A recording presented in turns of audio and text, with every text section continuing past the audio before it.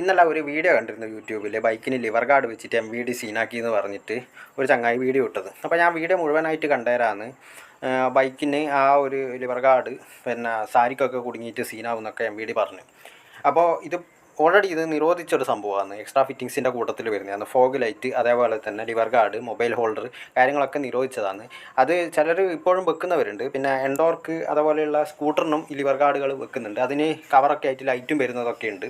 അല്ല, മോഡിഫിക്കേഷൻ്റെ ഇതിൽ കൂട്ടത്തിൽ പെടുന്നത് തന്നെയാണ്.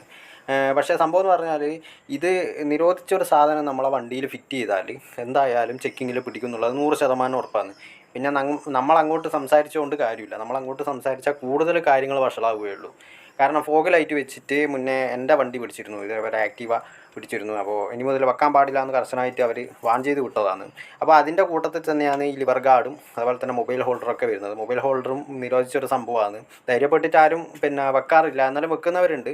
നമുക്കിപ്പം ഒരുപാട് വണ്ടികൾ പ്രൊഫഷണലായിട്ട് പോകുന്നവർ ഈ ഡെലിവറി കാര്യങ്ങൾക്കൊക്കെ അത് വെക്കുന്നവരുണ്ട്. പക്ഷേ എന്നാലും അത് നിരോധിച്ചതാണെന്നാണ് ഇവർ പറയുന്നത്. അപ്പോൾ ലിവർ ഗാർഡ് വെച്ചിട്ടുണ്ടെങ്കിൽ എന്തായാലും ചെക്കിങ്ങിൽ പിടിച്ച് നിർത്താൻ സാധ്യത കൂടുതലുള്ള ആയതുകൊണ്ടാണ് ഞാൻ പറയുന്നത്. പിന്നെ ഇത് കുറേ ആൾക്കാരിലേക്ക് എത്താൻ വേണ്ടിയിട്ടുമാണ് ഞാനിപ്പോൾ ഒരു വീഡിയോ ഇട്ടത്.